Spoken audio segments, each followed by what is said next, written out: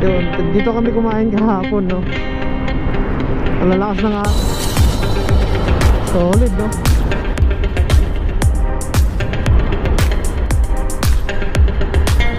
Sarap bumangking.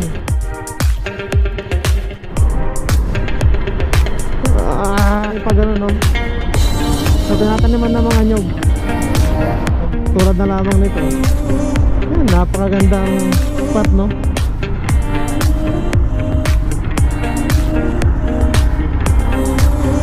Taas din, ha. Yun, ang ganda naman dito. Parang akong nasa ibabaw ng ano. Nasa ibabaw naman talaga.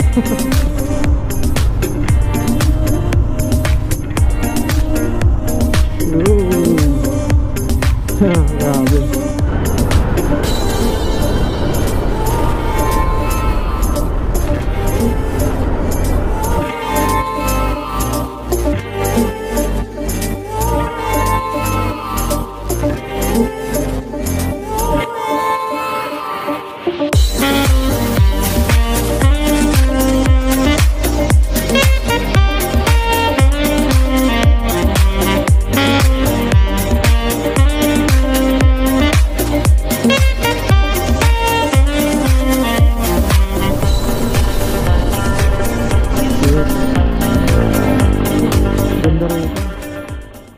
What's up mga kadukso?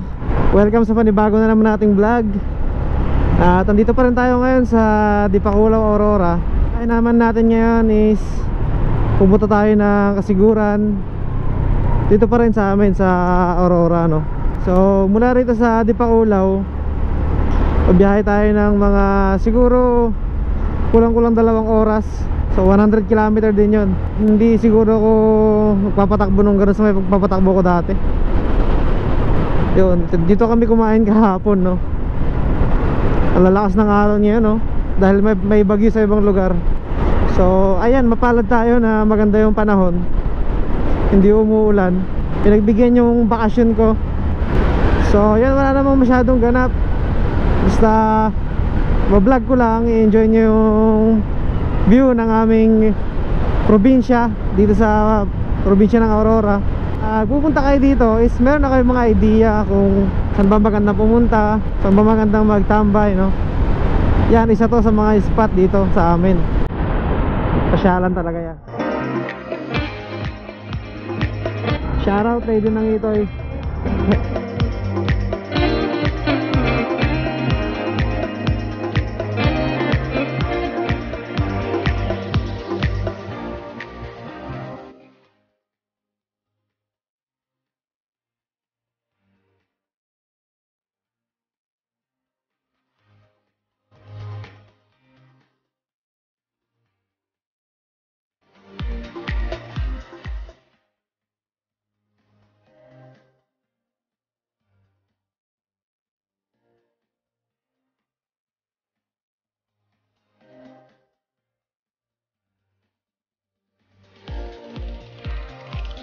Parang gusto kong mag-picture dito.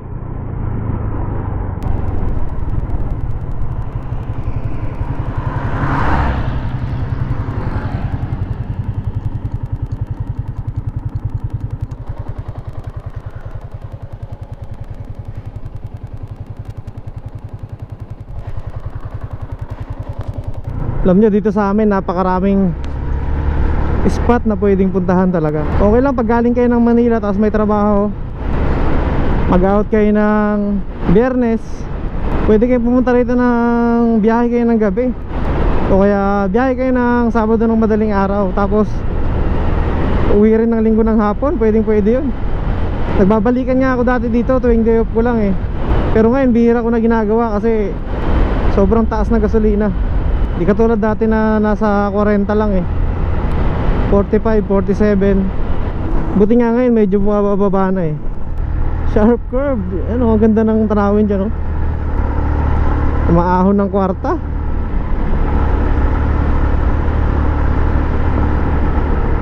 So guys, ang ganda rin hintuan dito, oh. Kaya spot na yan, no?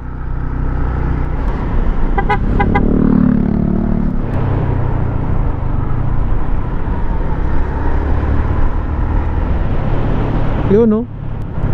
Ayan yung Borlongan, Barangay Borlongan.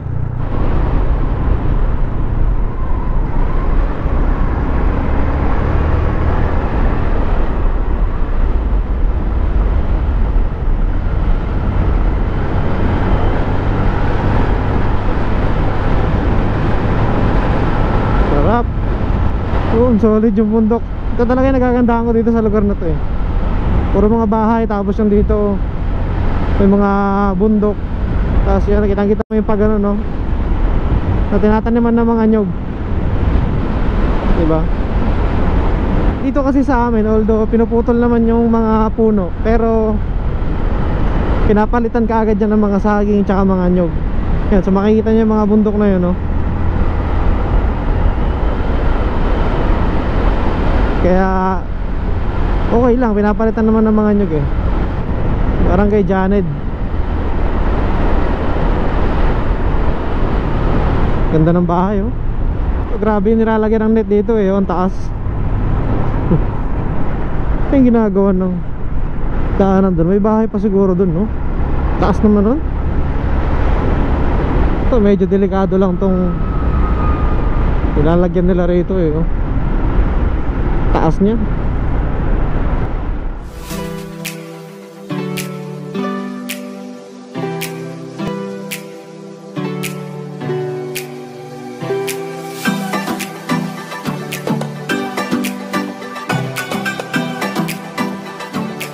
It's dinadyawan na. Maraming mga resort dito. Halos puro resort dito mga kadugso. Ayan. Ganun.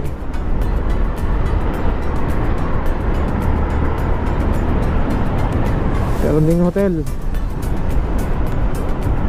White sand dyan. Solid. Ang laki ng ahalon. White sand. O diba? Merong police station dito. Ito na yung pinaka sentro ng Dinadyawan. Palengke rin sila. Kaya kasiguran 54 km ito ninyo Pakirino guys. Pumunta sa Isabela. So diretso tayo dito. Ngayon lang din ako makakapunta rito eh. Rock and Sand Resort. May ahonan din pala rito. Taas ano? Siguro dun tayo dadaan. Ang taas naman nun. Oo nga ano.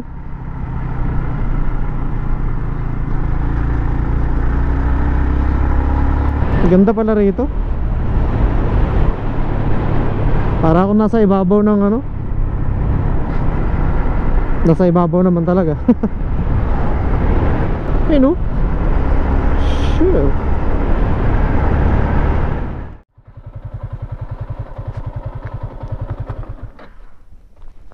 Ihi muna ako guys.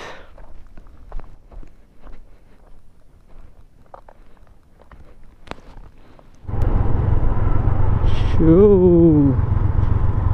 Grabe. Tarik ka.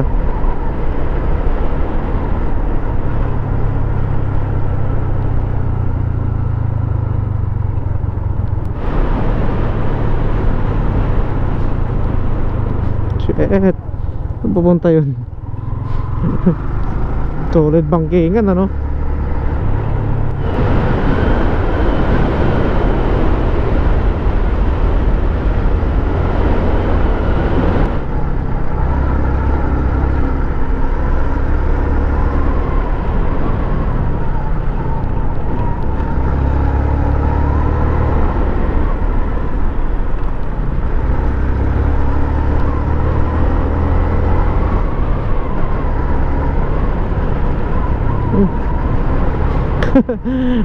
Parang akong kinikiliti pag may nakita akong buhangin na gano'n na matadaanan ng gulong.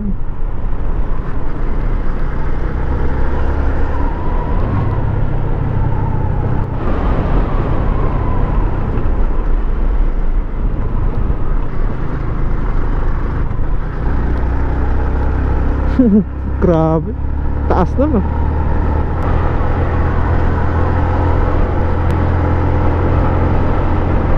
Sagad na sagad yung mga gulong ko sa likuan. Sarap. Shit, ranking na naman. Taas oh. Segunda. Walang buwelo eh.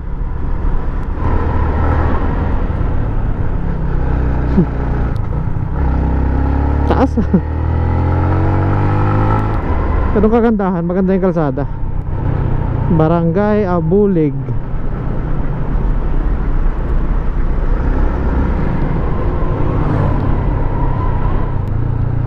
Sharp curve. Bigla ulit lumamig ah. Lumamig ang pagmamahal niya sa'yo.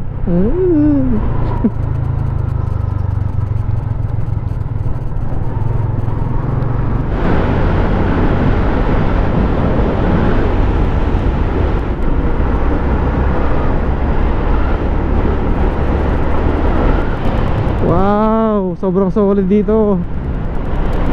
Ganda oh. Shit. Ang ganda naman dito.